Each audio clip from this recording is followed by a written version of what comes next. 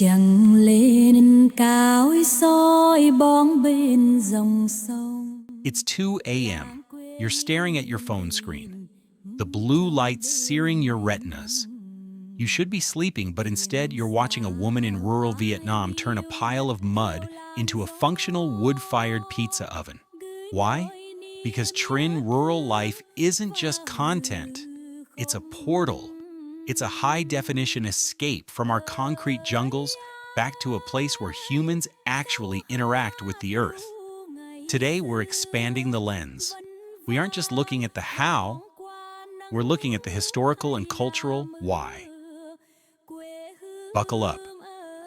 We're going from the rice paddies of today to the ancestral traditions of 1,000 years ago. To truly understand Trin, you have to look past the aesthetic slow-motion shots of steam and sunlight. You have to understand a concept that is baked into the very marrow of Vietnamese identity, Can Cú. Now, if you open a translation app, it'll tell you Can Cú means diligence or hard working. But that's like calling the Pacific Ocean a puddle. It's a massive understatement.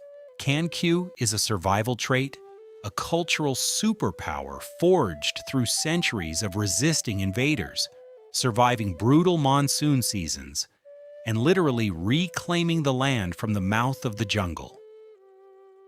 For thousands of years, the Vietnamese identity hasn't been tied to skyscrapers, but to the village, or Làng. Historically, the village was a self-contained universe. Most traditional villages were surrounded by a thick, impenetrable hedge of thorny bamboo. It wasn't just for decoration, it was a fortification. When you see Trin harvesting bamboo today, she isn't just getting supplies for a Pinterest project. She is practicing a craft that once kept villages independent. Whether it was defending against dynastic shifts or surviving 20th century conflicts, the ability to make everything, and I mean everything, from the land was the difference between life and death. When Trin weaves a basket or builds a trap, she is using the same MacGyver-level ingenuity that allowed her ancestors to maintain their way of life regardless of who was in charge in the capital. In the West, we've recently discovered sustainability and circular economies. We act like we invented the idea of not throwing things away. Can Sue laughs at that? In a traditional Vietnamese rural home, a coconut is a multi-tool. You drink the water for hydration, eat the meat for nutrition, burn the shell for fuel, and use the husk to scrub your floors. This isn't minimalism, because it's trendy. It's maximalism of the soul. It's the belief that if you respect the object will serve you. When Trin saves every scrap of a vegetable to feed the pigs, she's participating in a cycle of life that is older than the concept of trash. Here's the bold truth. In the West, we call this prepping, or off-grid homesteading. It's something people do to get away from society. But in the rural East, it's just called Tuesday. Can Cú implies a quiet, relentless persistence. It's not about the hustle culture of LinkedIn where you brag about your 5 a.m. workout. It's about the 5 a.m. reality of realizing the ducks won't feed themselves and the rice doesn't care if you're tired. This isn't a burden, it's a source of pride. There is a deep cultural dignity in being vat va, hardworking and struggling, yet thriving. Trin's smile isn't for the camera. It's the satisfaction of a person who has mastered their environment instead of being a slave to a screen. If you're starting to feel a little lazy looking at your unwashed dishes while Trin builds a literal house, don't worry, you're not alone. But maybe use that feeling to hit the like button. It's the Can Cú way of supporting this channel. When Trin builds a fence or a basket, she's using a material that has dictated Asian architecture for millennia. Bamboo is the ultimate flexible warrior. It bends, but doesn't break. Historically, it was used for everything from irrigation pipes to weaponry.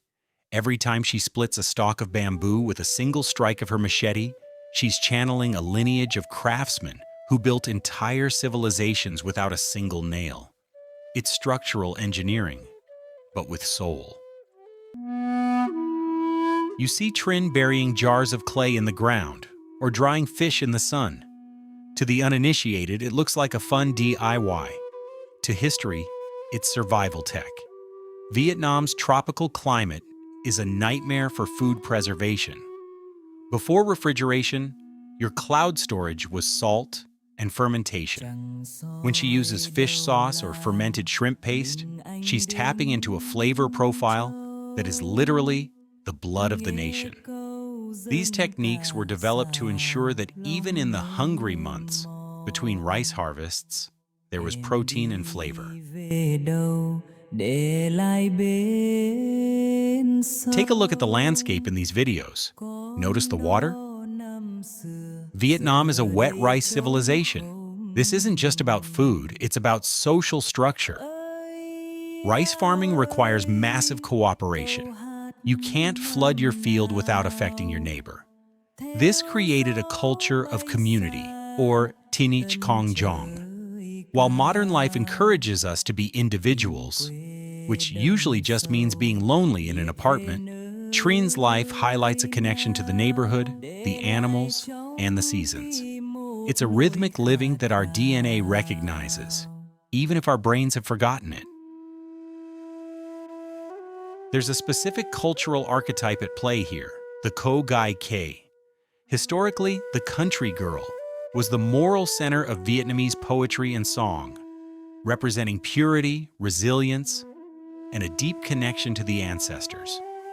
Trin takes this archetype and gives it a 4K upgrade.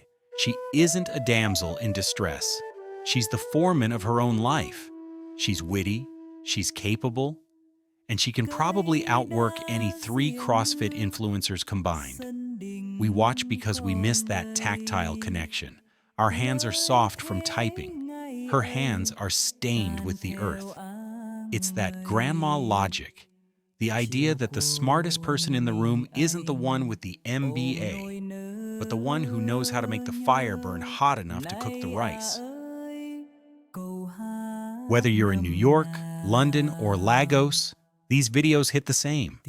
It's because of Anamoya, nostalgia for a time you've never actually lived.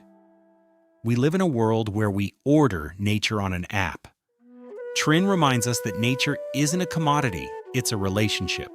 It's not all peace and quiet. Rural life is loud. It's chickens screaming, wood splitting, and the constant hum of insects.